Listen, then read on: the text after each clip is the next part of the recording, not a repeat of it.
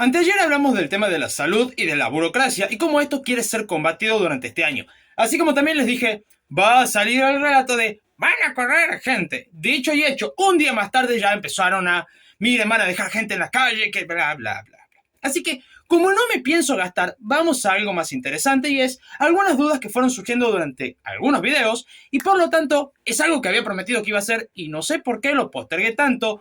Pero empecemos. Va a aparecer por este lado, pero lo voy a leer por este lado. Raro al menos. Podéis hablar del tema de que la justicia estadounidense exige saber la ubicación del oro de la Argentina para un posible embargo. Y sí, ¿sabes por qué es esto? Resulta de que nosotros tuvimos un juicio por la expropiación de YPF dada por el enano comunista de Axel Kicillof. Eso hay que pagarlo, evidentemente. Y lo que se quiere embargar es el oro por este motivo. En caso de que la Argentina no pague, no es que ya quieren embargarlo. En caso de que la Argentina no pague, quieren embargar ese oro. Ahora, este caso puntualmente tiene mucha importancia y no solamente para nosotros, a ver, no solamente para las partes interesadas, sino para el mundo entero por la jurisprudencia que genera. Consideremos de que es el caso más grande de un país con un privado. Entonces, hay ciertas cuestiones de por medio que no solamente son de interés por partes, sino hacia todos los demás. Ahora, esto, por cuestiones de jurisdicción, lo trataron en Estados Unidos y por eso Estados Unidos es aquel que está pidiendo de ¿dónde está el oro? Es más que nada por eso. Y para terminar con este tema, recordemos que el chiste de Kicillof costó 16 millones, pero se añadieron 1.000 millones más solamente de intereses. Y eso hay que pagarlo, quiero aclarar, hay que pagarlo. Este fue para mí el mensaje más complicado y no porque sea difícil responderlo, sino porque no sabía si ponerlo hoy o ponerlo el sábado. Sin embargo, como es una duda bastante común, dije, no, tenemos que responderlo hoy, no vamos a estirarlo hasta el sábado. Las provincias no emiten ni tuvieron inflación. La inflación es multicausal. Sí y no. Pongámoslo así. Vamos con Alberto Fernández donde nos decía, gran parte de la inflación es autoconstruida, está en la cabeza de la gente. Bueno, él está en la cabeza de la gente y él es autoconstruida, también tendría razón si vamos meramente a la teoría económica. Y antes de que me salten a la yugular, la emisión genera inflación, sí, es un principio básico de la economía. Sin embargo, existen otras inflaciones más, por ejemplo, la cambiaria, y esto podemos verlo con la devaluación, y es el ejemplo más claro, con la devaluación de diciembre. Se devaluó, impactó directamente los precios transables, no transables, llevando a un incremento de precios generalizado, sí, inflación. Ahora, si tenemos exceso de demanda, o sea que la moneda la gente no la quiera tener y empieza a comprar, comprar, comprar, aumenta la demanda y por lo tanto con ello aumenta el precio. Inflación por exceso de demanda. Hay muchas inflaciones distintas. La autoconstruida en este caso es, tenés alta inflación y lo que va a pasar es que la gente sabe que la siguiente vez que tenga que reponer va a salirle más caro y por lo tanto se anticipa esos aumentos y aumenta hoy en vez de esperar a que le aumenten los costos. Eso sería una inflación autoconstruida. Ahora, cuando hablamos de una inflación multicausal, significa que es, y esto es definición, dos o más factores que impactan en la inflación. O sea, varios factores es múltiple. Múltiples causas. Es así de simple. Ahora, yo te puedo decir, la inflación de Milei es multicausal, y tendría razón. Ahora, más de uno me saltaría la yugular. La quita de control de precios fue lo que impactó en la inflación en diciembre. Es una causa. La devaluación es otra causa. Ya son dos causas. Ya te puedo hablar de inflación multicausal. Pero se entiende que no es un argumento para decir múltiples causas y ya está. No, tenés que determinar cuáles son las causas para saber cómo combatir la inflación. Y si no determinas las causas, nunca vas a bajar la inflación. El contexto de esto, para el que no conozca a Garzón, es un economista español que enseña en la universidad y habla boludeces. Así de claro. Bueno, Garzón piensa que se puede imprimir dinero sin límite y que no genera inflación. Y esto, déjame decirte que es gran parte de la culpa de Estados Unidos. Sí, raro. Pero viene por el dólar. El dólar es la moneda que se utiliza para el comercio internacional. Esto es un detalle no menor, así como también se utiliza como refugio de valor en los países tercermundistas. Todo esto nos lleva a que es una moneda muy codiciada en el mundo. Por tanto, se pueden dar ese lujo de imprimir un poco más de lo que deberían sin tanto impacto inflacionario, porque saben que la demanda es alta. Ahora, si la demanda cayera de dólares, pongámoslo así, se cambia la moneda del comercio internacional de dólar a euro. El dólar perdería absolutamente todo su valor en un chasquido de dedos, automáticamente, porque si cae la demanda de dinero, la cantidad de dólares que hay en el mundo haría que explote y tenga una caída de su valor increíblemente alto. Eso es lo que Garzón no tiene en cuenta, porque dice, no, emiten pero sigue teniendo valor. Sí, y esto lo he explicado en otro video con unos papelitos diciendo, bueno, a ver, tengo 3 papelitos, hay 100 personas que lo quieren, bueno, me puedo dar el lujo de poner en vez de 3, 5.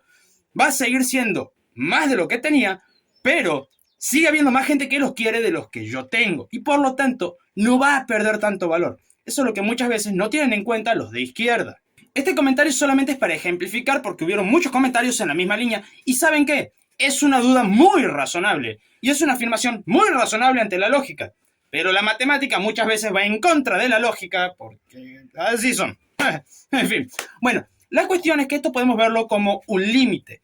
Pongámoslo así. Límite cuando x tiende a 0 de 1 sobre x. O sea, vamos a hacer que x cada vez se acerque más a 0. En otras palabras, si x vale 1, 1 dividido en 1, 1. Ok, cuando x valga, por ejemplo, 0,5, 1 dividido en 0,5, 2. Cuando x valga 0,25, 1 dividido en 0,25, 4. Tiende a crecer cada vez más y por lo tanto, sí, se tiende al infinito mientras más cerca de 0 está. Ahora, esto es una incongruencia matemática porque no se puede dividir en 0, pero por eso se habla de que cuando tiende a 0, tiende al infinito.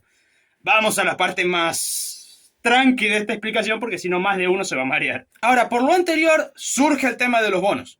Cuando los bonos tienden a 0, el rendimiento que tienen tiende al infinito. O sea, hay una disparidad de cuánto pago, cuánto gano. Si me llegan a pagar, eso es otra cuestión.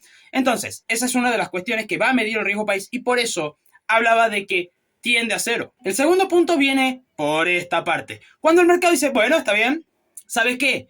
Argentina no existe. No existe. No te reconozco como país, no te reconozco como lugar a invertir, no te reconozco como lugar a prestarle plata. Como no te reconocen, o sea, nadie te va a prestar absolutamente nada, quedas fuera del mercado y por lo tanto el riesgo es 0, porque nadie va a prestarte nada.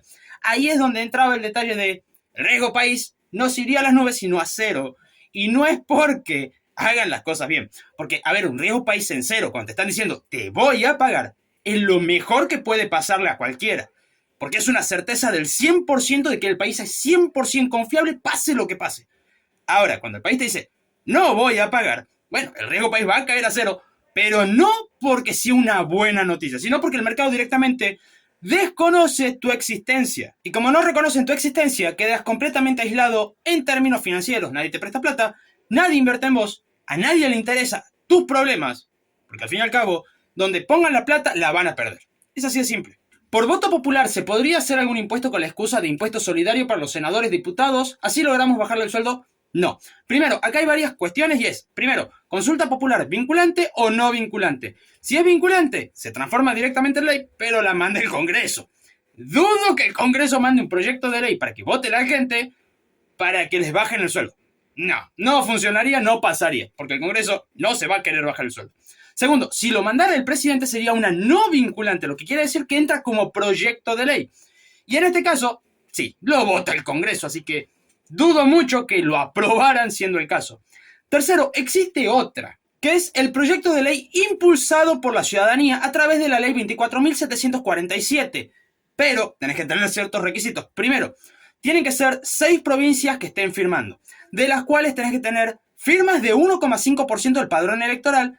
Y tercero, entra como proyecto de ley. No va a ser ley directamente, entra como proyecto de ley, por lo tanto el Congreso tiene que votarlo. Pero también tiene sus limitantes. No puede ser una modificación constitucional, no puede hablar de tributación, no puede hablar de tratados internacionales, presupuesto, competencias exclusivas de las provincias o tema judicial. Sin embargo, lo que sí se podría hacer es algo más cauteloso, no ponerle impuestos, sino algo opcional, que sea el diputado o senador que sea, opte por dar algún apoyo o algo a una fundación. O algo. Sería más fácil y dejaría muy mal parado a la gente que no quiera apoyar, pero complicado.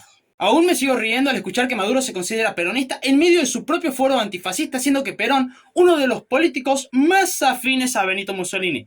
Cierto, eso incluso está en la autobiografía autorizada por Perón. Sin embargo, hay varias cuestiones. Primero, la biografía de Perón tiene varias versiones con respecto a cómo conoció a Mussolini, así que no sé. Así que por ese motivo no lo voy a traer porque hay varias versiones del mismo Perón, así que Perón mismo se contradice. Sin embargo, este 11 de enero Maduro volvió a decir que era un soldado de Perón. Algo interesante de todo esto es ¿Cómo lo tomó el PJ? Cabe aclarar que Massa, Cristina, o sea, los líderes más top del peronismo, no salieron a hablar, por lo menos no todavía. Y se vienen haciendo los Dolobu bastante para hablar del tema porque es su amigo, entonces no quieren entrar en esa discusión. Pero aquellos que están más abajo sí se mostraron bastante en contra de esto. Sin embargo, hay dos frases que me llaman mucho la atención y me dan gracia. Y una es, muy comodín, parece que la usa todo el peronismo cuando hablas de Perón. Me la han dicho varias veces, más que nada cuando hice el video de El gobierno inconstitucional de Perón, cuando hice el video de qué tenía Perón después de que lo corrieron, o sea, qué es lo que se le decomisó para después devolvérselo con plata del contribuyente, y finalmente con el tema del video del Go, que esto nos lleva a la segunda frase. El peronismo siempre fue un movimiento democrático que gobernó y abrazó a toda la sociedad argentina. Mentira, Perón. Vamos a junio de 1943. Golpe militar. Ok, sí, Perón estuvo involucrado en el golpe militar de 1943. Recordemos que había una asociación en la cual él formaba parte, el GO. Y sí, como ustedes no puedan creer, Perón estaba metido en un golpe militar. ¿Podés creerlo vos? Muy democrático el asunto. Pero mucho más democrático es la reforma del 49, donde no le daban los números para hacer la reforma constitucional, siendo que en legisladores le daban bien los números, pero en diputados necesitaba 102 votos afirmativos, pero sacó 96. Aún así hizo la reforma constitucional, y en la parte de la reelección, que se suponía que iba a ser una sola reelección, pusieron puede ser reelecto. Muy similar a lo que pasa en Formosa con Gildo Fram. Puede ser reelecto. ¿Cómo resulta lo que no se dio marcha atrás en Formosa y que ese puede ser reelecto continúa? Bueno, que Gildo Fram está desde 1987 en el poder como vice y en el 95 como gobernador hasta el día de hoy. ¿Se entiende lo que quería hacer Perón? O al peronista de turno hay que hacerle un dibujito. Por cierto, a mí también me sigue dando mucha gracia cuando me comentan estas cosas porque pienso y digo, increíble que un liberal tenga que saber más de historia peronista que el peronista. Es gracioso. Me interesó la parte de la relación entre el trueque y la inflación. Sería interesante una explicación más detallada. Un abrazo. Un abrazo, querido. Bueno, vamos entonces a la relación entre inflación y trueque. Hay varias cuestiones y es, primero, ¿qué pasa cuando tenés una inflación alta? Muy, muy alta. Más que nada cuando te vas a una hiper. Bueno, cuando te vas a una hiper, la moneda no tiene ningún tipo de valor. Por lo tanto, los precios aumentan constantemente y por tanto no sabes cuánto te va a costar después cada cosa. Sin contar la obviedad de que llegado a un cierto punto de una hiper, quizás valga más el papel que se utilizó para hacer el billete que el mismo billete. Eso también es otra cuestión. Con el tema de la fijación de precios suele pasar mucho que en un negocio algo vale un precio. En otro negocio lo mismo tiene otro precio porque no se sabe cuál es el precio del producto. Y capaz que vas y volvés al negocio inicial donde estaba más barato y ya volvió a aumentar de precio. Lo que lleva a que sea más fácil y más coherente que busques llevar algo para intercambiarlo por eso. Mientras mayor la inflación, más chance de que esa cuestión del trueque aparezca. Pero si fuera esto solamente, sería lo mismo que dije en ese video, así que no. Hay algo más. Y es, mientras más inflación, más desempleo. Y que los sueldos cada vez valen menos. Lo que lleva a que sí, la gente suele empezar a buscar y decir, a ver, necesito comer. Bueno, ¿qué tengo que puedo cambiarlo por comida? ¿Qué puedo producir que pueda cambiarlo por otra cosa? ¿Por qué? Porque su sueldo ya no vale nada.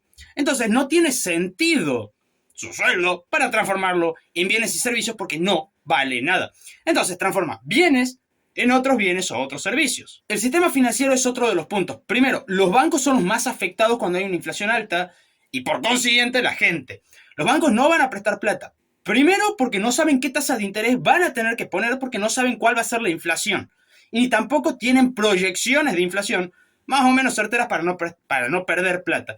Lo que lleva a que si no hay préstamos del banco, muchos negocios no van a abrir. Al mismo tiempo, aquellas personas que piden préstamos para poder comprarse algo, tampoco lo van a poder hacer y por lo tanto también va a afectar indirectamente al consumo, lo que nos lleva finalmente a que el banco también pierda plata y por lo tanto también rédito a aquella persona que está poniendo plata en el banco. Es un quilombo, ya lo sé, pero bueno. Todo esto nos lleva a que, imagínate una persona que quiera pedir un préstamo al banco para abrir un negocio. No lo puede hacer. No puede dar más fuente de trabajo, lo que lleva a un mayor desempleo y que ese desempleo se agudice por la falta de inversión. Ahora, toda esa gente que no está trabajando, ¿qué va a tener que hacer para poder morfar? Sí, va a tener que recurrir al trueque de capaz te corto el pasto, te pinto el negocio, ¿se entiende? Buscar las mil y un formas de conseguir alguna forma o dar algo con respecto a dame lo que necesito, te doy algo. Ahora, el sistema de trueque no es eficiente, no tanto como una moneda, porque la moneda, más allá de cualquier cosa que podamos criticarle, es algo neutral con respecto a los bienes y servicios. Por lo tanto, sirve para comprar cualquier cosa. Con respecto al trueque tenemos un pequeño problema. Imagínate que yo tengo un trípode y quiero hacerme un asado. Voy al carnicero, che, tengo este trípode, te lo cambio por 3 kilos de costilla. No, no me interesa porque yo quiero una remera y un pantalón. Pero yo tengo un trípode. Bueno, conseguilo, no sé. Bueno, me voy al sastre y le digo, necesito una remera y un pantalón, tengo un trípode. Y mira, yo necesito una máquina de coser. ¿Se entiende cuál es el problema? Voy a tener que empezar a buscar y hacer trueques por todos lados para cambiar mi trípode por ese kilo de carne. Y esto quizás suene rara la comparación, pero es más o menos lo que hacen algunos creadores con esos retos de voy a empezar con esto a ver si llego a tal cosa. Es más o menos lo mismo. Es andar de un lado para el otro cambiando cosas para ver si llego a conseguir lo que yo quiero. Y para terminar, una pregunta mía para con ustedes. ¿Qué principio básico de la economía utilicé para este video? Si te gustó, no olvides suscribirte, dejar tu comentario. Y si querés ayudar más al canal, puedes ver la descripción para ver cómo hacerlo. Muchísimas gracias a los miembros y hasta la próxima.